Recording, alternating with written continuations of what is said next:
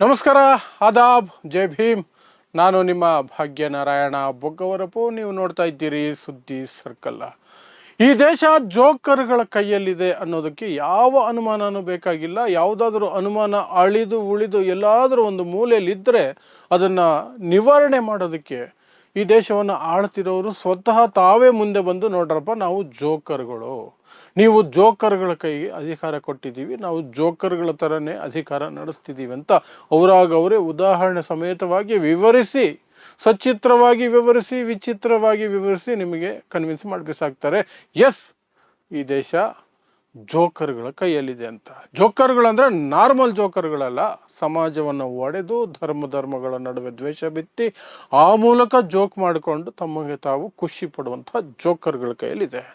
ಅದಕ್ಕೆ ತಾಜಾ ಉದಾಹರಣೆಯಾಗಿ ಕೇಂದ್ರದಲ್ಲಿ ಮಂತ್ರಿಯಾಗಿರುವಂತಹ ಜ್ಯೋತಿರಾದಿತ್ಯ ಸಿಂಧ್ಯಾರವರೀಗ ಸೈನ್ಸ್ಗೆ ಸವಾಲು ಹಾಕಿಬಿಟ್ಬಿಟ್ಟಿದ್ದಾರೆ.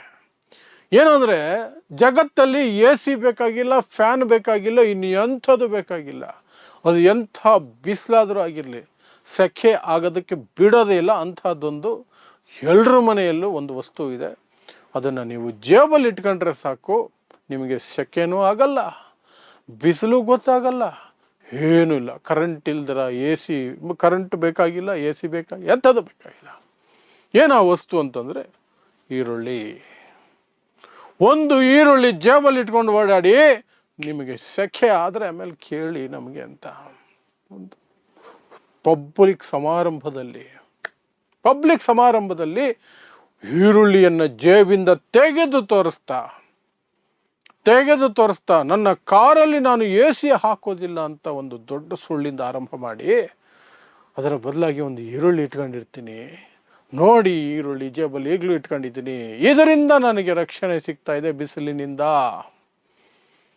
ನಮ್ಮ ಪುರಾತನ ಪದ್ಧತಿ ಇದು. ನಾನು ನೋಡೋದಕ್ಕೆ ಹೆಂಗಾಗಿರ್ಬೋದು ಅಂದರೆ ಯುವಕನಾಗಿರಬಹುದು, ಮಾಡರ್ನ್ ಆಗಿರಬಹುದು, ಬಟ್ ನಾನು ನಮ್ಮ ಪುರಾತನ ಪದ್ಧತಿಗಳನ್ನು ಪಾಲನೆ ಮಾಡ್ತೀನಿ. ಆನಿಯನ್ ಅಂತ ಎತ್ತಿ ತೋರಿಸಿದ್ರು. ಆನಂತರ ಇಡೀ ದೇಶದಲ್ಲಿ ಈಗ ಅದ್ರ ಬಗ್ಗೆ ಚರ್ಚೆ ನಡೀತಾ ಇದೆ. ಯಾಕೆಂದ್ರೆ ಕೇಂದ್ರ ಮಂತ್ರಿ ಹೇಳಿರುವಂಥದ್ದು ಇದು. ಯಾರೋ ಸಾಮಾನ್ಯ ವ್ಯಕ್ತಿ ಹೇಳಿದರೆ ಪರವಾಗಿಲ್ಲ, ಆದರೆ ಇದೇನು ದೊಡ್ಡ ಮಹಾನ್ ವಿಚಾರನ? ಗಟರ್ನಿಂದ ಗ್ಯಾಸ್ ತೆಗಿಬೋದು ಅಂತ ಹೇಳಿದಂತಹ ಪ್ರಧಾನಿಯನ್ನು ಹೊಂದಿರುವಂತಹ ನಾವು, ಮೋಡಗಳಿದ್ದಾಗ ರೆಡಾರ್ಗೆ ಸಿಗಲ್ಲ, ಹಾಕಿ ಮಿಸೈಲ್ಗಳಂತ ಹೇಳುವಂತಹ ಪ್ರಧಾನಿ ಇರುವಂತಹ ನಾವು, ಇಮೇಲ್ ಭಾರತಕ್ಕೆ ಬರೋದಕ್ಕಿಂತ ಮೊದಲೇ ಇಮೇಲ್ ಹಾಕಿದಂತಹ ಪ್ರಧಾನಿ ಇರುವಂತಹ ನಾವು, ರೀಲ್ ಕ್ಯಾಮ್ರಾಗಳೇ ಇನ್ನೂ ಡೆವಲಪ್ ಆಗದೆ ಇರುವಂತಹ ಸನ್ನಿವೇಶದಲ್ಲಿ ಡಿಜಿಟಲ್ ಕ್ಯಾಮ್ರಾ ಇಟ್ಕೊಂಡು ಫೋಟೋ ತೆಗೆದಿದ್ದಂತಹ ಪ್ರಧಾನಿ ಇರುವಂತಹ ಅನ್ನು ಹೊಂದಿರುವಂತಹ ನಾವು, ನಾನು ಮನುಷ್ಯರಿಗೆ ಹುಟ್ಟಿಲ್ಲ, ಹಾಗಾಗಿ ಹಂಗಂಗೆ ಆಕಾಶದಿಂದ ಉದುರ್ಬಿಟ್ಟೆ, ನಾನು ದೇವರು ಡೈರೆಕ್ಟಾಗಿ ಕಳಿಸಿರೋದು ಅಂತ ಹೇಳುವಂತಹ ವ್ಯಕ್ತಿ ಇರುವಂತಹ ಪ್ರಧಾನಿಯಾಗಿರುವಂತಹ ದೇಶದಲ್ಲಿರೋ ನಾವು, ಒಬ್ಬ ವ್ಯಕ್ತಿ ಯಾರೋ ಈರುಳ್ಳಿ ಹಿಡ್ಕೊಂಡು ಇದರಿಂದ ಸೆಕೆ ಕಡಿಮೆ ಆಗುತ್ತೆ, ನಿಮಗೆ AC ಬೇಕಾಗಿಲ್ಲ ಅಂದರೆ ದೊಡ್ಡ ವಿಚಾರ ಆಗುತ್ತೆ ಅಂದರೆ, ಎಸ್ ಆಗಬೇಕಾಗತ್ತೆ. ಯಾಕಂದರೆ ಜನರಿಗೆ ನಾವು ವಿವರಿಸ್ಬೇಕಾಗತ್ತೆ. ಇದೆಲ್ಲ ಇದೆಯಲ್ಲ ನರೇಂದ್ರ ಮೋದಿ ಅವ್ರದ್ದೇನೆ, ಅವರ ಚಮಚಗಳು ಚೇಲಾಗಳು ಇಷ್ಟು ಮಾಡೋದ್ರಲ್ಲಿ ಏನು ದೊಡ್ಡ ವಿಚಾರನ ಅಂತ ಅಂದ್ಕೊಂಡು ಬಿಡೋಕ್ಕಾಗೋದಿಲ್ಲ. ಯಾಕಂದರೆ ನರೇಂದ್ರ ಮೋದಿ ಅವ್ರಿಗೆ ವಯಸ್ಸಾಯ್ತಲ್ಲ, ಈ ಈರುಳ್ಳಿಗಳು ಬೆಳ್ಳುಳ್ಳಿಗಳೇ ನೆಕ್ಸ್ಟ್ ಅಧಿಕಾರಕ್ಕೆ ಮುಂದುವರಿಯೋದು, ನೆಕ್ಸ್ಟ್ ನಿಮ್ಮ ಹತ್ರ ಓಟ್ ಕೇಳ್ಕೊಂಡು ಬರೋದು. ಆ ಗಟರ್ ಗ್ಯಾಸು, ಆ ಒಂದು ಇದು ರಡಾರು ರಿಟೈರ್ ಆಗಿದೆ, ಸೊ ನೀವು ಈರುಳ್ಳಿ ಬೆಳ್ಳುಳ್ಳಿಗೆ ಓಟ್ ಕೊಡಿ ಅಂತ ಇವ್ರು ಬರ್ತಾರೀಗ. ಸೊ ಇವ್ರು ಬರಬೇಕಾದ್ರೆ ಇವ್ರ ಬಗ್ಗೆ ನೀವು ತಿಳ್ಕೊಂಡಿರ್ಬೇಕಲ್ಲ. ಆಗ್ತಾನೆ ಈ ಈರುಳ್ಳಿ ಬೆಳ್ಳುಳ್ಳಿಗಳನ್ನು ನೀವು ಒಗ್ಗರಣೆ ಕೊಟ್ಟು ಪಕ್ಕಕ್ಕೆ ಹೋಗ್ರಪ್ಪ, ನಮಗೆ ಮೇನ್ ಕೋರ್ಸು ಮೇನ್ ಮೀಲ್ ಬೇರೆ ಇದೆ, ನಮ್ಮ ದೇಶ ಉಳಿಸ್ಕೋಬೇಕು ನಾವು ಅಂತ ಇವ್ರಿಗೆ ಹೇಳಿ ಇವರನ್ನು ನಿರಾಕರಿಸೋಕ್ಕೆ ಸಾಧ್ಯ ಆಗೋದು. ಹಾಗಾಗಿ ಈ ಈರುಳ್ಳಿ ಕಥೆಗಳನ್ನು ನಾವು ಅರ್ಥ ಮಾಡ್ಕೊಳ್ಬೇಕಾಗತ್ತೆ. ಸೊ ಈ ನಮೂನಾಗಳು ಅಂತ ನಾನು ಯಾಕೆ ಕರೆದೆ ಆರಂಭದಲ್ಲಿ ಜೋಕರ್ಗಳು ಅಂದರೆ, ನಾನು ಮೋದಿದೇನ ಹೇಳಿದೆ, ಗಟ್ರ್ ಗ್ಯಾಸು, ರೆಡಾರು, ಪಡಾರು ಎಂಥದ್ದು. ಆದರೆ ಅಂಥ ವ್ಯಕ್ತಿಗಳೇನು ಕಡಿಮೆ ಅಲ್ಲ ಈಗ ಅಧಿಕಾರದಲ್ಲಿರೋ, ಅದರಲ್ಲೂ BJPಯಲ್ಲಿ. ಗೋಮೂತ್ರದಿಂದ ಕ್ಯಾನ್ಸರ್ ವಾಸಿ ಆಗುತ್ತೆ, ಸಗಣಿಯಿಂದ ಇನ್ನೇನೋ ಆಗತ್ತೆ, ಅದಕ್ಕೆ ಅಧಿಕೃತವಾಗಿ ಒಂದು ಇನ್ಸ್ಟಿಟ್ಯೂಟ್ ಮಾಡಿ ಅದಕ್ಕೆ ಲಕ್ಷಾಂತರ ದುಡ್ಡು ಹಾಕಿ ಅದನ್ನು ಲೂಟಿ ಮಾಡಿಕೊಂಡು ಹೋಗುವಂತಹ ಅಧಿಕಾರಿಗಳನ್ನು ನೇಮಿಸಿ ಮಾಡುವಂತಹ ಕೆಲಸಗಳು ಸಹ ನಡೀತವೆ ಮಧ್ಯಪ್ರದೇಶದಲ್ಲಿ. ಅಂತಹದ್ದು ಸಹ ನಾನು ನಿಮಗೆ ವರದಿಯನ್ನು ಮಾಡಿದ್ದೆ. ಹೇಗೆ ಗೋಮಾಂಸ ಮತ್ತು ಗೋಮೂತ್ರ ಮತ್ತು ಸಗಣಿಯಿಂದ ಕ್ಯಾನ್ಸರ್ ನಿವಾರಣೆ ಹೇಗೆ ಮಾಡಬಹುದು ಅನ್ನೋದಕ್ಕೆ ಒಂದು ಇನ್ಸ್ಟಿಟ್ಯೂಟನ್ನು ಕಟ್ಟಿ ಅದಕ್ಕೊಂದಷ್ಟು ಸೈಂಟಿಸ್ಟ್ಗಳನ್ನು ಹಾಕಿ ಅವರು ದಿನ ಬೆಳಗಾದರೆ ಬಾಚ್ಕೊಂಡು ತಿಂದು ತಿಂದು ತಿಂದು ತೇಗಿ ಕೋಟ್ಯಾಂತರ ರೂಪಾಯಿ, ಆ ನಂತರ ಏನೂ ಆಗಲ್ಲ ಇದರಿಂದ ಅಂತ ಒಂದು ನೋಟ್ ಬರೆದುಬಿಟ್ಟು ನಮ್ಮ ಏನು ಸಂಶೋಧನೆ ಮುಗಿದು ಹೋಯಿತು, ಸಂಶೋಧನೆ ಇಲ್ಲಿಗೆ ಮುಗೀತು, ಇದರಿಂದ ವಾಸಿ ಆಗಲ್ಲ ಅಂತ ಒಂದು ರಿಪೋರ್ಟ್ ಕೊಟ್ಟು ಸೈಲೆಂಟ್ ಆಗೋದರು. ಅಂಥ ದೇಶ ಇರುವಂಥದ್ದು ನಮ್ಮದು. ಸೊ ಅಂಥ ದೇಶದಲ್ಲಿ ಇರಬೇಕಾದ್ರೆ ಇಂಥವರು ಜೋಕರ್ಗಳಂತಲೇ ಕರಿಬೇಕಾಗತ್ತೆ ನಾವು. ಸೊ ಅಂಥ ಜೋಕರ್ಗಳ ಪಟ್ಟಿಗೆ ಈಗ ಜ್ಯೋತಿರಾದಿತ್ಯ ಸಿಂಧ್ಯಾ ಸೇರ್ಕೊಂಡಿದ್ದಾರೆ. ಪಾಪ ಕಾಂಗ್ರೆಸ್ಸಲ್ಲಿದ್ದರು, ಆಪರೇಷನ್ ಕಮಲಕ್ಕೆ ಒಳಗಾದರು. ಆಪರೇಷನ್ ಕಮಲಕ್ಕೆ ಒಳಗಾದರು ಅಂದರೆ ಅವ್ರದ್ದು ಮಾತ್ರ ತಪ್ಪಲ್ಲ, ಕಾಂಗ್ರೆಸ್ಸಿನಲ್ಲಿರುವಂಥ ಅಧಿಕಾರದಾಹಿಗಳಿದಾರಲ್ಲ, ಎಷ್ಟೇ ವಯಸ್ಸಾದರೂ ಆ ಸೀಟು ಬಿಟ್ಟು ಕೊಡಲ್ಲ, ನಮಗೆ ನಮ್ಮ ಅಪ್ಪನ ಆಸ್ತಿ ಅಂತ ಕೂತಿರ್ತಾರಲ್ಲ, ಅದೇ ರೀತಿ ವ್ಯಕ್ತಿ ಮಧ್ಯಪ್ರದೇಶದಲ್ಲಿ ಕಮಲ್ನಾಥ್ ಅಂತ ಒಬ್ಬರಿದ್ದರು. ಆ ಕಮಲ್ನಾಥ್ಗೆ ಎಷ್ಟು ಸಲ ಮುಖ್ಯಮಂತ್ರಿ ಆದರೂ ಸಮಾಧಾನ ಇಲ್ಲ, ಎಷ್ಟು ವರ್ಷ ಅಧಿಕಾರ ಇದ್ದರೂ ಸಮಾಧಾನ ಇಲ್ಲ, ಏನಿದ್ರೂ ಸಮಾಧಾನ ಇರಲಿಲ್ಲ.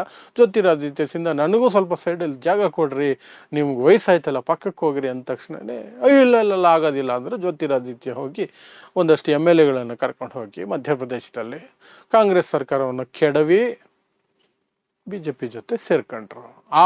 ಆ ರೀತಿ ಬಂದಂತಹ ಈ ಜ್ಯೋತಿರಾದಿತ್ಯ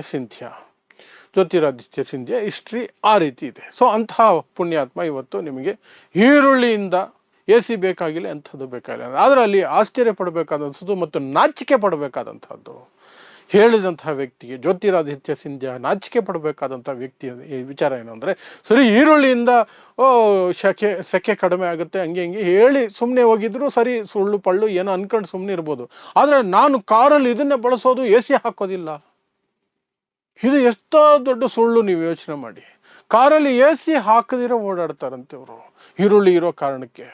ಈ ಸುಳ್ಳಿಗೆ ಏನಂತ ಹೇಳೋದು? ಅದಕ್ಕೆ ಈ ಮಟ್ಟಕ್ಕೆ ಟ್ರೋಲ್ ಆಗ್ತಿರೋದು.